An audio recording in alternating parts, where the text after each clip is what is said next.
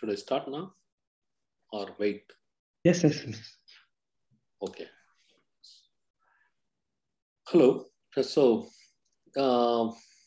last class we just introduced what is ring abstract way, and then we saw some examples. The main kind of yesterday's last talk was main content is one particular homomorphism. Okay, that is a kind of substitution. Okay, substitution principle. This is, I'm just recalling because we are going to use this. Given a alpha, given a, suppose R and R prime are the rings given to us, and phi is a ring homomorphism from R to R prime, and alpha 1 alpha to alpha n is an element of R prime given, then we can find a unique homomorphism, capital phi, from the polynomial ring over R, x1, x2, xn, all polynomial rings in variables x1, x2, xn, to R prime, such that the capital phi restricted to the coefficient ring R is nothing but the little phi what already given to us. Okay, and xi is going to alpha i's. This is a unique homomorphism. This is called substitution principle. Okay, so this today we will be using. We have seen how we use this, and then we got some examples. Okay, so last class I stopped at this proposition. The proposition says, you know, Rn is given to us, and Rn, the Euclidean n space, is given to us. It's a ring. Rn to R, Rn to R. We collect all the continuous functions. That is the space script R. Okay, this script R is another ring. Okay, this, if you take two continuous functions, you can add two continuous functions, and you can multiply two continuous functions with respect to, I mean, f dot f of f plus g of x is nothing but f of x plus g of x, where x belongs to Rn. And f dot g of x is nothing but f of x times g of x. Okay, so with respect to this, script R is a ring structure. Okay, so that is given to us, and homomorphism, we are defining a map from the polynomial ring to this script R, this ring, such that you take any polynomial in n variable, you send it as a function, a polynomial. Suppose f of x comma y is equal to, suppose, some polynomial like 3x square minus y cube. Okay, then we think of a function from R2 to R. How? We take any element alpha 1, alpha 2 in R2, and we plug instead of x, we plug alpha 1, and instead of y, we plug alpha 2. Then f of alpha 1 comma alpha 2. This is going to be real number. Okay, so this is as a polynomial. This map is just a very straightforward map. Take any polynomial, you send it as it is as a polynomial function in Rn. Okay, this is an injective homomorphism of rings. So any given polynomial, first of all, okay, polynomial means it's kind of intuitively it is clear that it is a continuous function. Okay, then this is really sitting inside. That's all we have to see. But as a ring structure, it is sitting inside. Okay, so we want to prove this. We want to prove that the given map is a ring homomorphism and injective. Okay, so ring homomorphism means we have to check three conditions. Phi of f plus g goes to phi of f plus phi of g, and phi of f times g goes to phi of f dot phi of g, and phi of 1, constant 1 goes to constant function 1. These three conditions we have to check. Okay, so and we have to prove that it is an injective map. These two these two things we have to do that. Okay, as a homomorphism, it is clear. Why it is clear? Suppose you take two polynomials, f and g, in R of x1, x2, xn, the polynomial ring. Then you add two polynomials, that is f plus g of x1, x2, xn. This, how it goes? It goes as a function, f plus g. Okay, f plus g is a function, and then we want to say that it is breaking as two functions, right? F and f plus g as a function. Why this is breaking? Just because if you are given any element R1 or to alpha 1 alpha to alpha n in Rn, then you can apply the substitution, because f is a polynomial, g is a polynomial, f plus g is a polynomial. One polynomial is given, alpha 1 alpha to alpha n is given. Therefore, by substitution thing, it breaks. That's what it is. This is just an application of for one given alpha 1 alpha to alpha n, it breaks, and it is true for every alpha 1 alpha to alpha n. So therefore, the function f plus g breaks into f plus g. That's okay, straightforward it is. So similarly, the multiplication of two polynomial also, it breaks into two.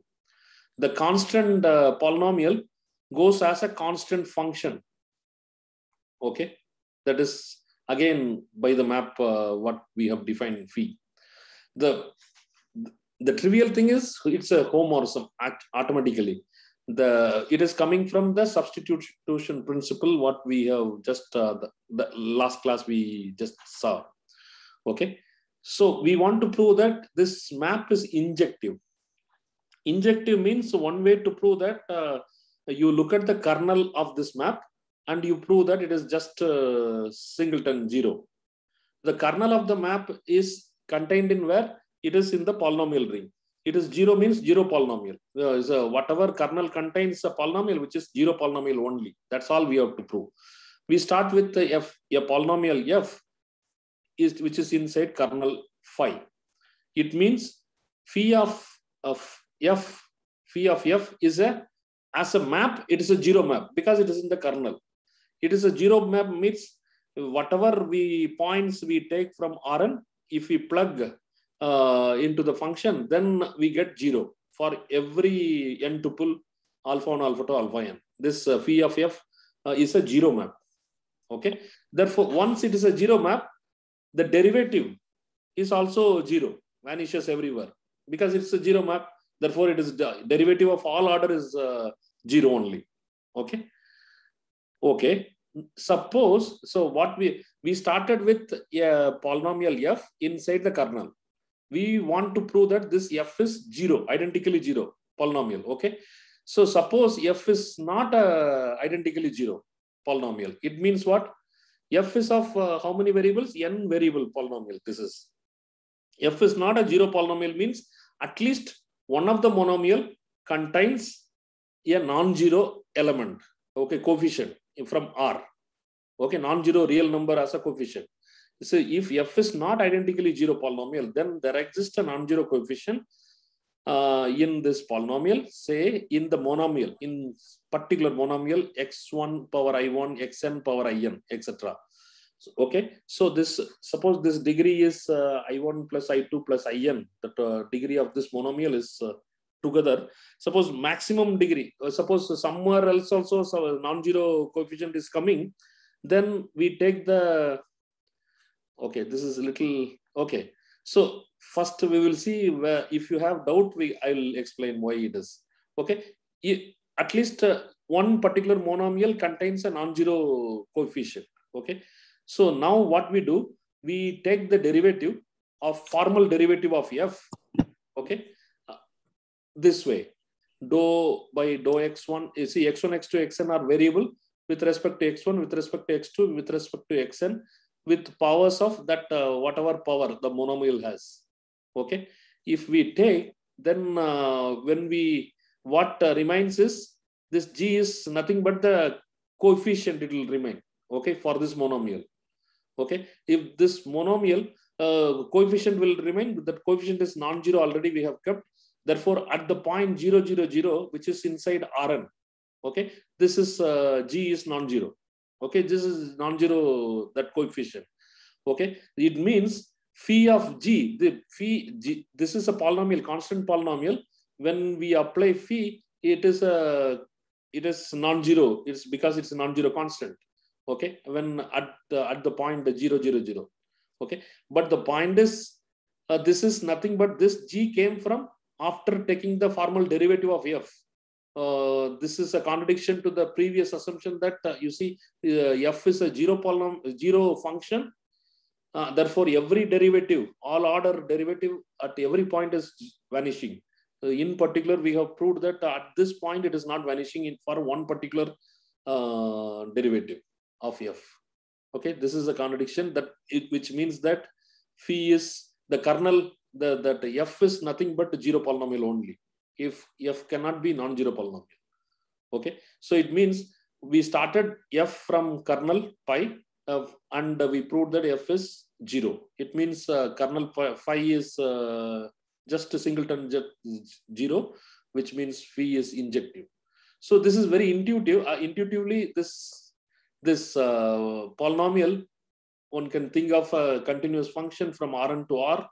So this whole ring is contained inside, kind of. So that we made it kind of ring theoretic way it is.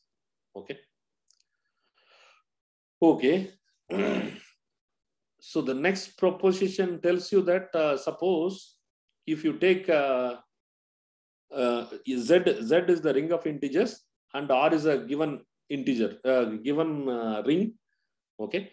So if I take a homomorphism from Z to R, okay.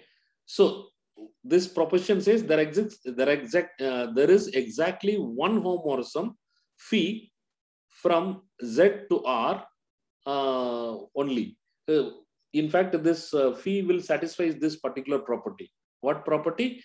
Any integer, if n is a positive integer, phi of n is nothing but that identity, the unit element, unity of R, n times you add. That is the image of this little n. And the phi of minus n is nothing but minus of phi of n. Okay. Why this is? We want to prove there exactly one homomorphism from Z to R. Okay. Suppose if I want to prove, I take a homomorphism and arbitrary homomorphism from this ring of integers to the ring R, given ring R. Okay, arbitrary homomorphism. I prove that this property will be true. Okay, that's fine. Okay. So once I assume that phi is a homomorphism, ring homomorphism, then in integer one is there, multiplicative identity, that has to go to 1R, the multiplicative identity of R. Okay. Therefore, if I look at 2, 1 plus 1, this since phi is a homomorphism already start with, therefore it will break into phi of 1 plus phi of 2. Phi of 1 plus phi of 1, that is same as 1R plus 1R. So for n equal to 2, it is true. And I assume for n and prove for n plus 1 when n is positive. Okay. So if I assume for n, I'm using induction. Okay. Induction on the natural number n. Okay. So for n, it is true. This property is true. Then I want to prove for n plus 1. Phi of n plus 1, since phi is a homomorphism, phi of n plus 1 is same as phi of n plus phi of 1. For phi of n, already I know this is like n times 1R. And I am adding one more because phi of 1 is 1R. So this is n plus 1 times 1R. So therefore, by induction, we proved that if n is positive, phi of n is nothing but the image of n under this map f, phi is n times add up. Okay. This is true for all natural number n positive, n bigger than 0. Phi of 0 has to be 0 because it is a ring homomorphism. Because additive homomorphism, therefore it is 0 goes to 0 element. So this implies that phi of n minus n is 0. Therefore, we can get this. Okay, this is already you would have seen this situation in the group. Same trick only we are applying. Okay.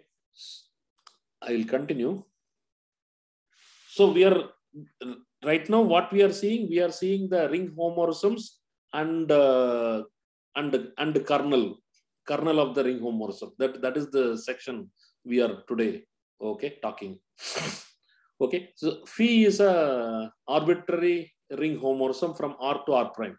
Then we are looking at the kernel phi. By definition, it is set of all A in R such that it goes to 0 element under phi, which is this kernel phi is an additive subgroup of R. Why? Because R is already group under addition. R prime is also group under addition. We know that kernel phi is a subgroup.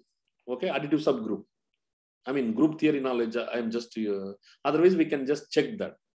So, in fact, one can give a kind of other structure, not the ring structure of on R allows kernel phi as additional property with respect to multiplication of rings. What is the additional property? You take any element A in the kernel phi and R belongs to the ring R. Then we look at RA, okay? RA, phi of RA is same as, since phi is a homomorphism given to us, therefore phi of R times phi of A. So phi of A is 0 as A belongs to the kernel. Therefore, this also goes to 0. It means RA belongs to kernel pi. So what is the additional property it holds? Kernel pi contains, you take any element, arbitrary element of the ring and arbitrary element of the kernel pi, you multiply, then also it belongs to kernel pi. That's what we are proving. Okay. So here R is kind of commutative. That is the reason RA, AR, this both are lying inside. The unit element will not lie inside the kernel pi. Why? Suppose unit element is there, then for any R, we can write as R equal to R dot 1 by the ring structure. Okay, so therefore phi of R is same as phi of R dot 1.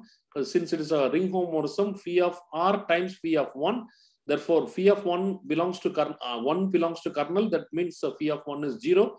That means phi of R is 0 for every R. R is arbitrary. So it means the kernel phi is whole of R. See, unless phi is 0 map, this implies that the phi is a 0 map.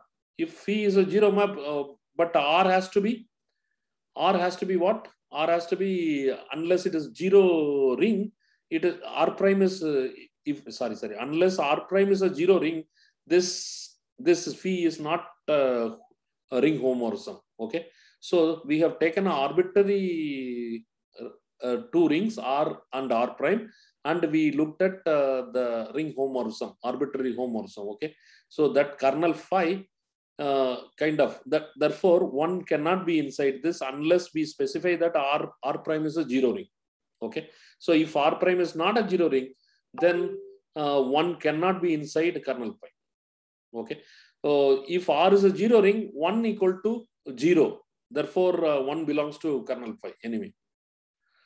Okay, as an example, we see, we take R as a polynomial ring in one variable over real numbers, R of x, and R prime as real numbers. We take the evaluation map, which is you take any polynomial, any element of the polynomial ring, that is nothing but polynomial f of x, you plug value x equal to 2. That is a real number, f of 2.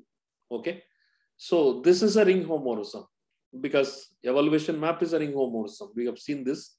Okay, we look at the kernel of this homomorphism. Set of all polynomials for which f of 2 is a 0. F of 2 equal to 0. It means 2 is a root of the polynomial. Here, okay, so here I am assuming later I am going to prove that if 2 is a root of the polynomial, then x minus 2 is a factor. Okay, so this is priorly I have written. I will be proving in this class anyway. Okay, so the kernel phi we can identify completely like all the polynomials such that x minus 2 is a factor of that polynomial. Okay, So that contains kernel pi exactly. So in group theory, we have seen that kernel of a homomorphism corresponds to normal subgroup. Here, if you see in the ring, already ring is R plus is a abelian group. Therefore, every subgroup is normal. Therefore, any subgroup corresponds to kernel of a additive homomorphism. Okay. So therefore, I mean, what we are going to define here in a ring, in the ring homomorphism, the kernel corresponds to some kind of structure called ideals. Already you possibly you know the ideals are in some sense is a set of all ideals of a given ring R is contained in, because of this statement, it is contained in set of all subgroups of R plus. Okay. Why? Because ideals are, first of all, okay, let us define what is our ideal. An ideal I of R is a subset of R satisfying two conditions. What are the two conditions? One, first condition is this: I is the subgroup of R plus.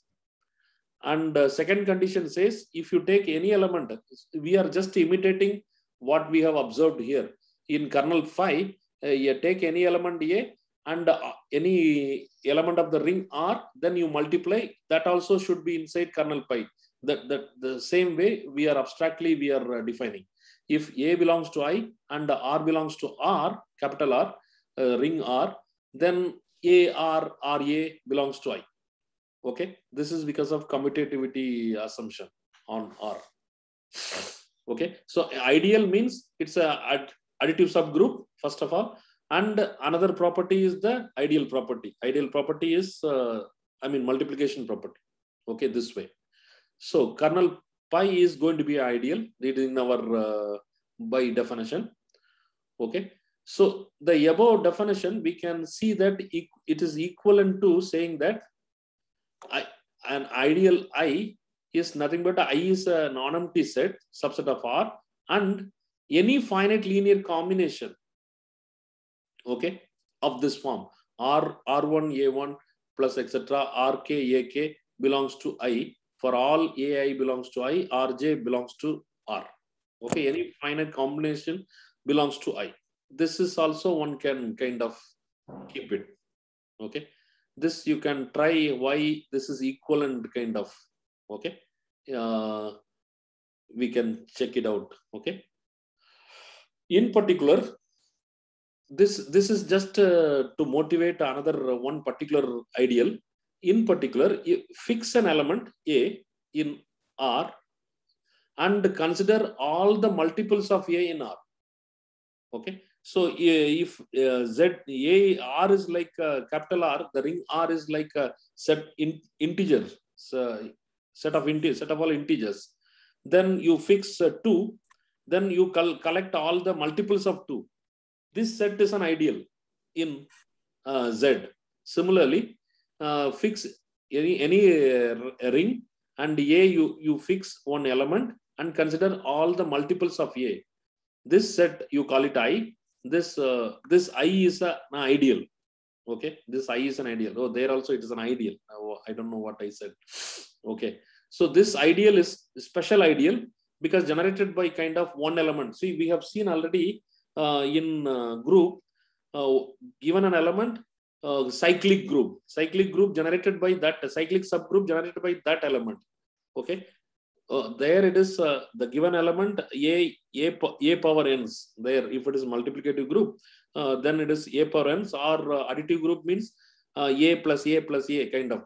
Okay, the same element we are taking. Here we are taking all the multiples coming from R. Okay, multiples of A we are taking. Okay, here it is called principal ideal. This kind of ideal is called principal ideal generated by A. So therefore, given any ring R, we always get principal ideal because you pick one element A and you collect all the multiples of that particular A. That is a principal ideal. Okay, so that is okay. For instance, this example anyway I have to prove. Okay, so for instance, the kernel of the homomorphism from Rx to R, sending f of x to f of 2 is a principal ideal kernel of this homomorphism. Why? Because we have seen in this this kernel phi is nothing but all the multiples of x minus 2 in R of x, in the polynomial ring R of x. Okay. Therefore, this kernel is generated by x minus 2 factor. The polynomial generated by x minus 2 linear factor. Therefore, that kernel is principal ideal generated by x minus 2. So instead of R of x, if we have the homomorphism from zx, zx to z, okay, then taking the map phi, sending f of x to f of 2. F of x is coming from z of x. It means integer coefficient polynomials. And f of 2, it is going to f of 2, the evaluation map. Then the kernel phi is nothing but x minus 2 generated by x minus 2 inside the ring z of x instead of R of x there. You see, the kernel phi is always a subgroup. I mean, it's subset of whatever we started with. Okay. So the principal ideal generated by x minus 2 in z of x instead of R of x is whatever we are taking, accordingly it changes.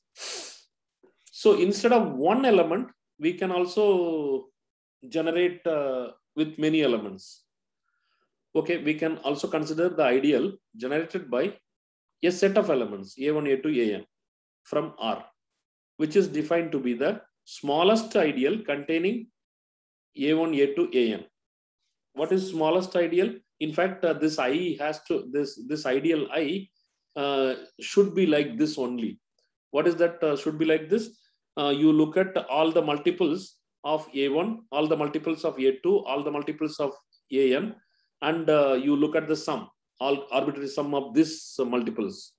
This is what this ideal is. So how do we just see this proof? That by definition, what is the definition? Suppose ideal is generated by a1, a2, an means, by definition, this is the smallest ideal containing a1, a2, an. Okay, this is the smallest. That is the definition. We are claiming that ideal will look like this only. Okay, so why? First of all, clearly this set, the right hand side of I, that set contains a1, a2, an, and it is an ideal. This you see, take any two element, then you add, it will be of this form only. If you multiply, then you take any ring element and multiply any of the element, then again it will be of this form only. Okay, so this will become an ideal in itself. The right hand, the set in the right hand side, okay, of I. So, and it is therefore this is the smallest ideal containing a1, a2, an, and I is an ideal. Oh no, sorry, it is not. This is contained in I. Why? Because this is contained, this particular set is already contained in I. Why? I is the smallest ideal containing a1, a2, an. This set also contains a1, a2, al. Okay. And you see this I, first of all, I contains a1, a2, al, and I being ideal, every element of this particular set also it is captured by I. Okay. Therefore, this set is contained in I. But the point is, since this set, this particular set is forms an ideal and containing a1, a2, al, by the definition of minimality of I, we see the equality, these two. Okay. So ideal generated by a1, a2, al will look like this form only. Okay. That's what this proof says. For instance, consider the ring Zx and consider the ideal generated by two numbers. One is constant polynomial P and the variable X, monomial X. Okay. So here P I have taken to be just a prime number. You can take any N also. So what is this? According to the above observation, this ideal generated by these two elements in Zx will look like, this is the way it will look like. it look like P times f of x plus x times g of x for all f of x and g of x inside Zx. Okay. this ideal. Okay. So here I have written something. This ideal can be realized as, okay, so this is kind of by the above observation we have written, okay, but we want to simplify this. In this case, we can able to simplify this. Okay, how we can simplify this? This ideal is nothing but set of all polynomial in Zx such that the constant term is divisible by P. Everybody can see this or not? Hello? Can you take care? Hear me?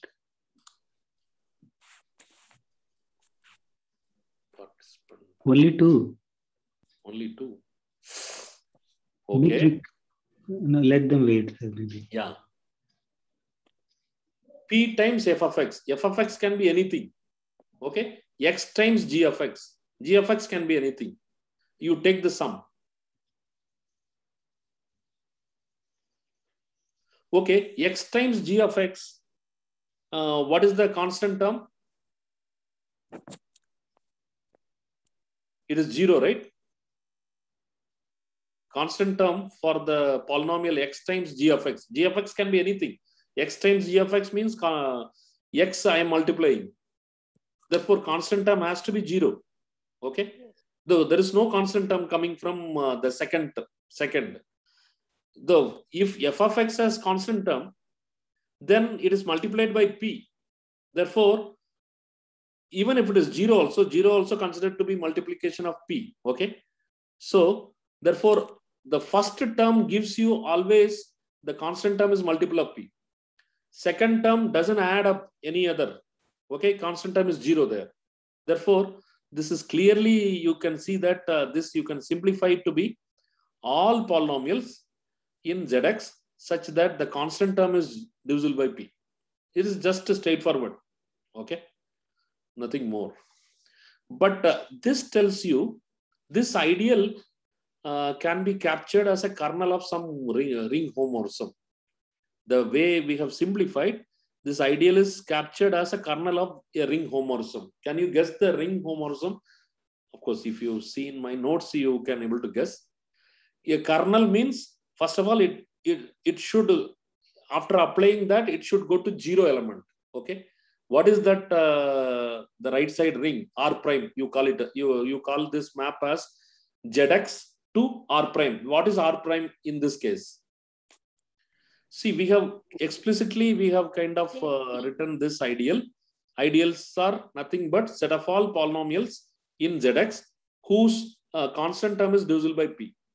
I want to kind of realize this ideal as a kernel of some ring homomorphism.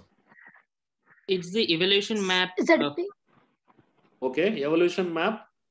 Evaluation map from Zx to Z mod Pz, and we evaluate it at 0.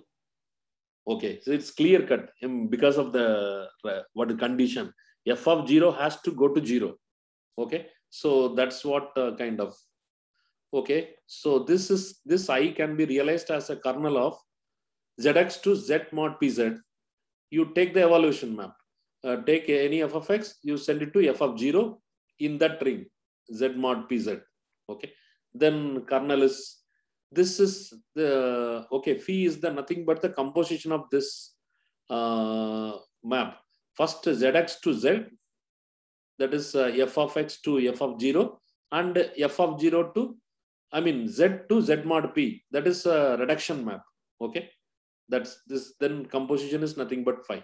So hence it is a ring homomorphism and the kernel is precisely our I.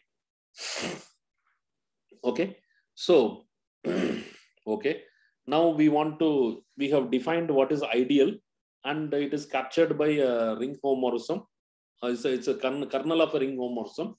Okay, so any ideal also we can capture as a kernel of a ring homomorphism. Okay, that will come up soon in the theorem, as a theorem. Okay, so we want to distinguish some ideals, very trivial ideals. trivial ideals are, you see, I equal to 0, singletons at 0, that is an ideal. It is called 0 ideal. And I equal to R, the whole ring, that is also ideal. That is unit ideal, we will call it. Why? Because 0 is generated by 0. 0 ideal is generated by 0 only. It's a principal ideal. I equal to R. R is also a principal ideal. Why? Because 1 will be generating, or any unit element will be generating. Okay, R. Okay, these two are kind of trivial ideals when we talk about ideals. So for consider, okay, again, this page is repeated. Okay, hence R is called the unit ideal. Note that the unit ideal is the only ideal contains a unit, because no other ideal contains a unit. If it, whether it is clear? Okay, here in this, it pops up. When we talk about the kernel, it came by the definition. You can able to check that. Suppose if, suppose I is an ideal and it contains unit element, what will happen? What is unit element in R means? Anyone? One belongs to, one is the unit element in R. No. Unit element means the inverse exists in R, in the multiplicative inverse. Okay. Oh. That's called unit element. One is called unity. Unit element, invertible elements in the multiplication sense. Okay. All So, non-zero elements. yeah. So multiplicative inverse means it's a non-zero element. Not all non-zero elements. Sorry. Unless F is a field, R is a field. Okay. In a given ring, for instance, we have seen yesterday, last class, in Z, what are the unit elements? 1 and minus 1. 1 and minus 1. Yeah. So in ring of polynomial rings Rx, R is the suppose real number, field of real numbers. Rx, the polynomial ring over Rx, R. What are the unit elements? Constant. Every non-zero real number. Every non-zero. Here non-zero comes because R is a field, and every non-zero element of R, constant polynomial, non-constant, non-zero constant polynomials. Okay. So if one unit element other than, suppose one is unity is there, then I have already, we have seen 1 belongs to kernel. It is not possible. Okay. So the same proof should work. Same proof should work. If you take any unit element and see that if it is unit element generated by generated an ideal is nothing but the whole ring R. Why it is? If unit element is generating, it means what? Every multiple of that unit element, okay, will be in that ideal, correct? By definition of ideal. Hello? Is it clear? Yeah. Suppose Yes, U is a unit element in R, the ring R. Okay. So every multiple U times V also inside that ring, inside that ideal. In particular, we can take V equal to V U inverse. U inverse is inside R because it is unit element. Therefore, U times U inverse inside that ideal I. Okay, it means 1 belongs to I. 1 belongs to I means this has to be whole. Okay, this is one way to see. So R is the only ideal contains a unit. In fact, it contains every unit because it is whole of R anyway. So any ideal I is said to be proper if it is neither zero ideal nor unit ideal. Okay, either zero or the whole. Then we call it a proper ideal. Okay, the following proposition characterizes the field by using the proper ideals, which has no proper ideals rather. Okay, a field F has only 2 ideals, namely zero ideal and the unit ideal. Conversely, if a ring R has exactly 2 ideals, then R must be a field. Okay, it is trivial, but we will see why it is. If F is a field, then first of all, any ring contains two ideals. One is zero ideal and the whole ideal. Okay, unless R is a zero ring. Okay, if R is a zero ring, then only one ideal exists. R is same as singleton is zero. Okay, so if F is a field, at least we know that F is a field means it contains two elements. Therefore, that one not equal to zero. Therefore, it contains two ideals already. One is a zero ideal and another is the unit ideal. Okay. If you take any other non-zero element which is not non-zero element, what we have to prove? It is giving you, if I generate ideal with respect to that non-zero element, then it produces the unit ideal. Okay, it gives the whole F. That's what we have to prove. Okay, so F contains already two ideals. One is zero and whole. Okay, no other ideal exists. No other ideal exists. I want to prove. Okay, any non-zero element must be a unit here in F. Therefore, it is ideal generated by this is a unit ideal only. This is for principal ideal. Suppose I is some non-zero. Suppose I is an ideal in F, which is non-zero and not equal to F. Then it means it contains some non-zero element. If it's a non-zero element, then the principal ideal generated by that non-zero element is whole. Okay. Therefore, that ideal also contains that F. I don't know whether it is clear or not. If F is a field, only two possibilities for ideals. There is no other way. No other ideal exists. Okay. So conversely, Okay, is it clear? Hello? yes, sir. Yes, Yeah. sir. Yes, sir. Sir. Yes, sir. Okay. So conversely, suppose R is a ring which has exactly two ideals. So therefore, R is not equal to zero ring. Why? Because every ideal contains, R is a ring with exactly two ideals. It means the unit ideal is not equal to zero by definition. R is an ideal, zero is an ideal. It has got two ideals. It's not a zero ring. It means one is not equal to zero. So one is not equal to zero means, okay. So you take any A, yeah. So we want to prove that it is a field. R is a field we want to prove. It means we want to prove any non-zero element has a unit. That's all we want to prove. Suppose if you take a non-zero element in R and you generate the principal ideal you consider the principal ideal generated by that little a. That is an ideal. Okay. So already R has only, by assumption, R has only two ideals. Okay. This is A is a non-zero element. Therefore, this ideal, whatever we considered, this is not equal to zero. Therefore, the only possibility is that this ideal is whole only. If the ideal is whole, the ideal generated by A is whole means one belongs to R in the right hand side. Okay. It means one must be a multiple of A. One must be a multiple of A. It means there exists a B in R such that 1 equal to A times B. That means A is a unit element. Any non-zero element has to be a unit element. Therefore, R must be a field. Okay. These are all just a trivial observation, but it characterizes the field using the proper ideals. Okay. If F is a field and R prime is a non-zero ring. Okay, two things are given. F is field and R prime is a non-zero ring. Any homomorphism from field F to R prime, any ring homomorphism from field F to R prime must be injective.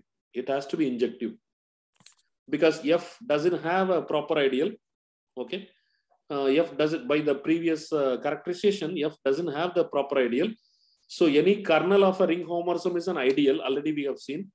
Either it means since it doesn't have a proper ideal, the kernel of this ring homomorphism will be either zero or the whole. If it is zero, the kernel is 0 means the map is injective. That's what we want to prove. So we assume that kernel is nothing but the whole. If it is whole, then what happens? Every element of F goes to 0. It means the map itself 0. Okay, this map itself 0. If the map is 0, we know that phi is a ring homomorphism.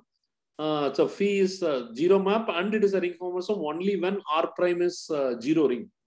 Okay, so here arbitrary here it is given that non-zero ring.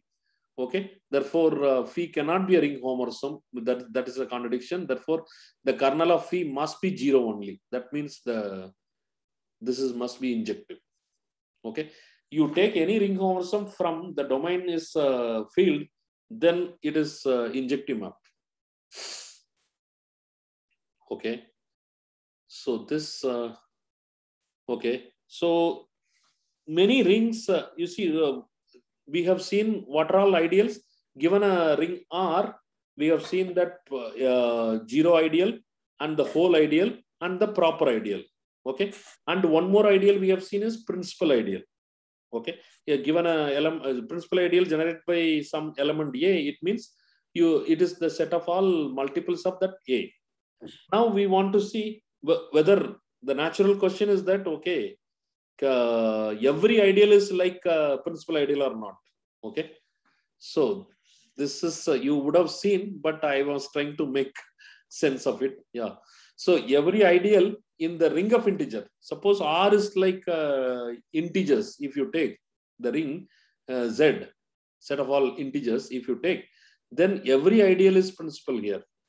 Okay, so we want to prove any ideal of Z is principal. Okay, so for that, what we have to prove, we have to take one ideal which is non-zero and it is not equal to Z, the whole, because whole is generated by a single element 1. Okay, so what we want to prove, I is a proper ideal and we want to prove that it is a principal.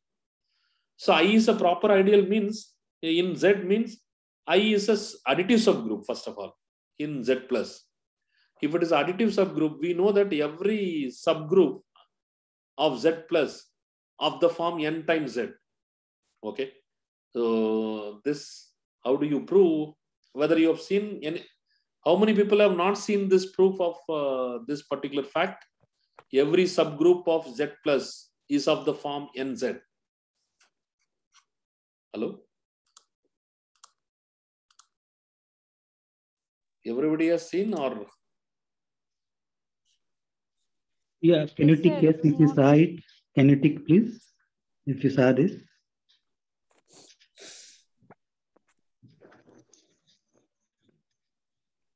Why you are not ticking?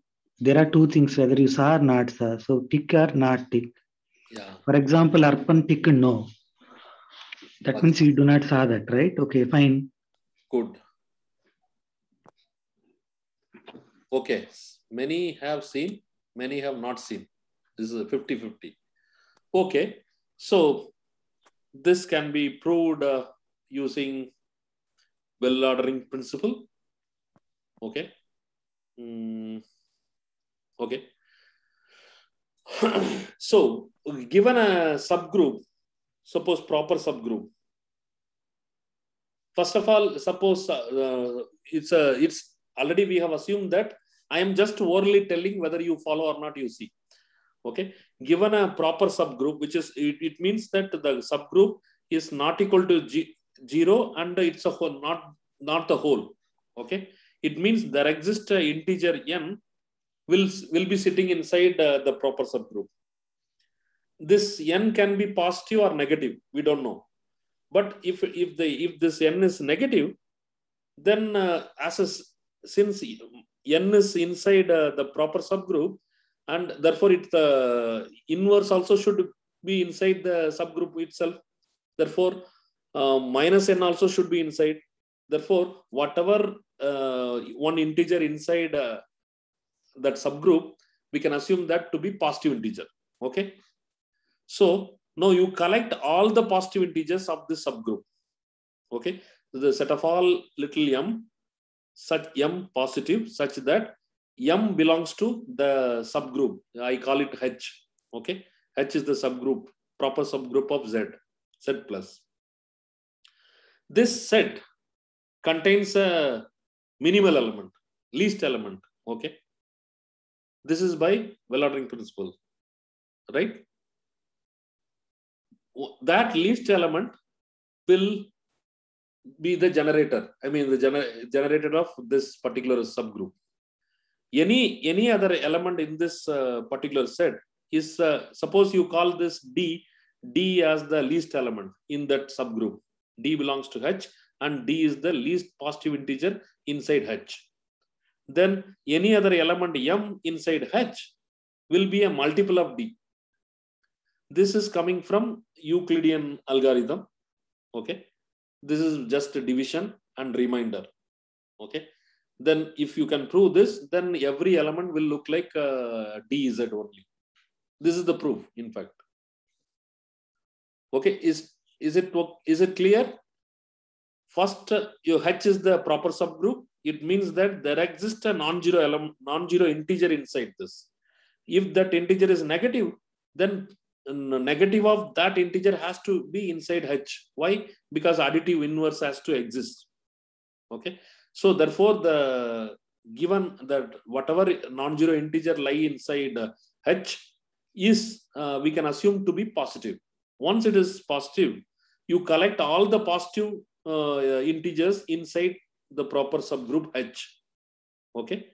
Then which this has a least element by well-ordering principle. You call this as D. That D is going to generate this group. Okay. You can able to prove now. Okay. So every subgroup will be looking like this only, N times Z. So it is principal. Therefore, every ideal is principal. Okay. Okay. Why we need this? Because we want to define a characteristic of a ring. R is a given ring. Okay. We want to define something called characteristic of a ring. What is characteristic of a ring? It is a non-negative integer N, which generates the kernel of the unique homomorphism from Z to R. R is given to you.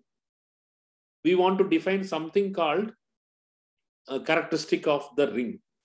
What is this characteristic? Characteristic is nothing but the non-negative integer N. Okay, N, which is nothing but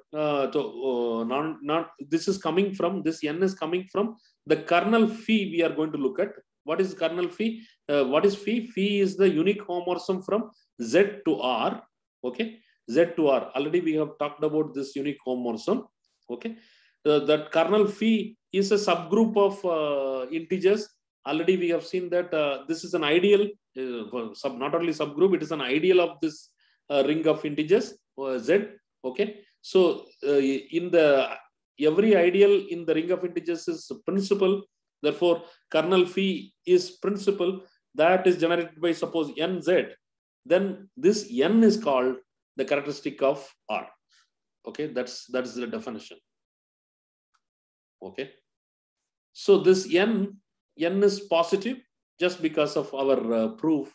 We can assume to be positive.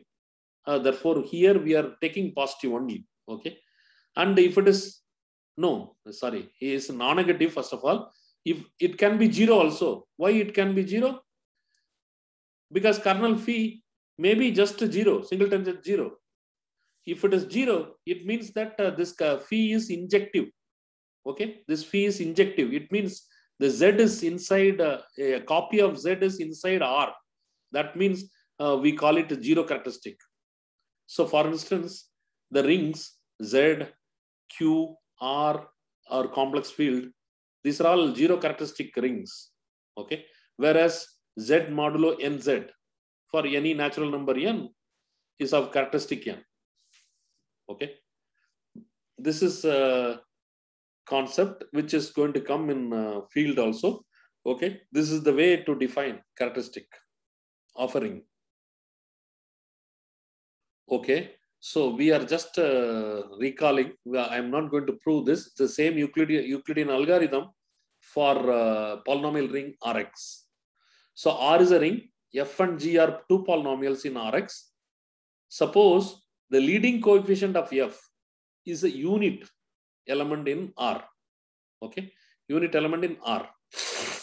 Then we can get the Euclidean algorithm in the sense that we can divide and get the remainder g of x equal to qx times f of x plus r of x, where q of x and r of x belongs to some polynomial inside the polynomial ring Rx, such that the Rx, the remainder, this is exactly same as integer how we prove. Okay, the remainder either it is 0 polynomial, or there it is it will be r is, if it is not 0 in the integer case Euclidean algorithm, this is non-zero means r is strictly less than whatever q. Here the two polynomials, therefore what is the consideration? Degree of r of x is strictly less than the degree of f. We are dividing g by f. Okay, that's what the remainder is r. Okay, same way we have to go. When we take R, the ring, instead of R, we take the field, then you see we can divide any polynomial, because the leading coefficient of f of x, any polynomial in the sense a non-zero polynomial, any non-zero polynomial we can divide. If we take f of x inside a polynomial ring with the coefficients coming from field, which is automatically satisfies the above proposition, as the leading coefficient is non-zero in a field. Hello. It means, hello. Yes? Sir, why we take f leading coefficient of f is a unit in R? Yeah. So if you are proving, while proving that, you check where it is really popping up. This is, you have to check, okay, where it is popping up. Okay. So for instance, you see, I have not assumed that these are all degree 0, etc. You see, f of x can be degree 0 polynomial. Okay. If f of x is degree 0 polynomial and g of x is degree 0 polynomial, then what happens? You are kind of dividing, okay, inside ring. So unless it is a unit, you cannot divide some of things. Okay, that is the catch. It is trying to include even ring level also, just constant polynomials also. Okay. Yes. Okay, because of we are making a division inside ring, it means the leading coefficient really it has to be unit while dividing it. That's why it's needed. But most of the time, if we are dealing with field as the coefficient ring, then there is no problem, because leading coefficient is non-zero, therefore it becomes a unit already. Okay. Right, sir. Yeah. So the whatever I was using, the first here is the proof. Once you know Euclidean algorithm for polynomials, then you can prove that suppose alpha is a root of a polynomial, then x minus alpha is the factor of this polynomial g of x. Okay, that is just coming from this Euclidean algorithm. I have written a proof, you can check that. Okay. Okay, so what we have proved, so okay, every ideal in the ring of integers Z is a principal ideal. The same thing is true for the polynomial ring where the coefficients are coming from field. Let f is a field, then every ideal in f of x is a principal ideal. Okay, the proof is same. The proof is what I narrated for integers Z. Here it is same, because we have generated the Euclidean algorithm. Therefore, you can just follow integers proof, you will get it. So, though I have written, you can check this. Okay, the same way you can prove Z also, whatever this way. Okay, it is just imitating the proof of the ring of integers proof. Okay, so I'm just not proving this. It is just you can easily prove this. Let f be a field, f of x and g of x two non-zero polynomials in the polynomial ring. Then there exists a monic polynomial d of x satisfying d of x generates the ideal generates the ideal f of x comma g of x. What is this notation?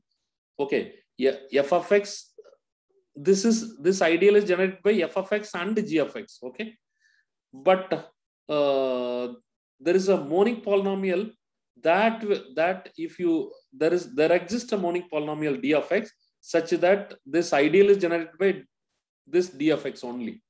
Though it is looks like okay, though it looks like it is ideal generated by two elements, but the point is it is just a singly element only.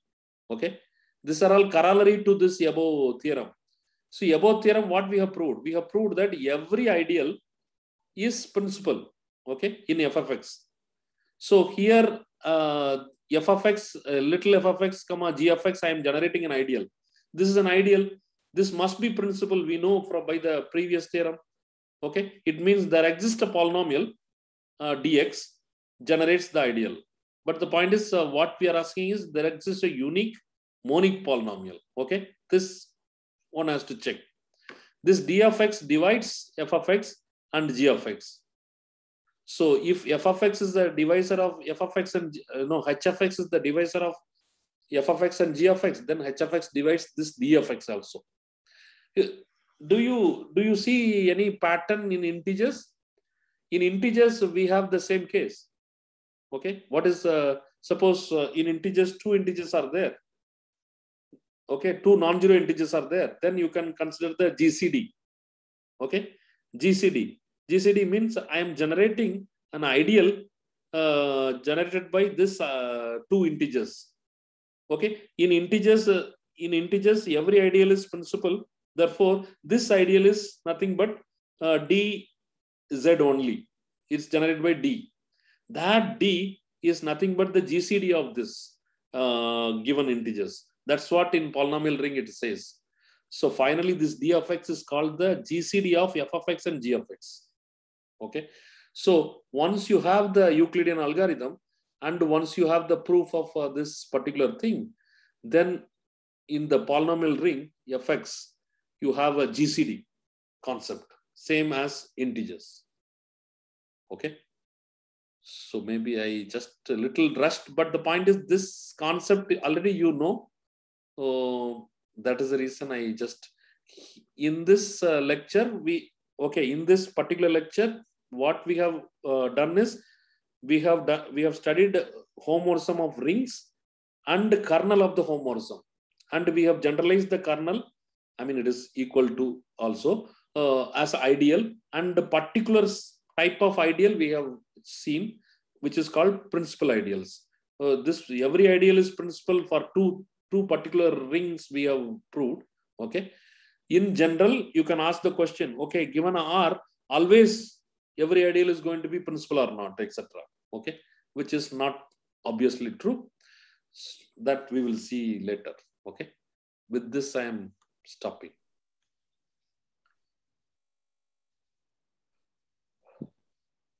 You can ask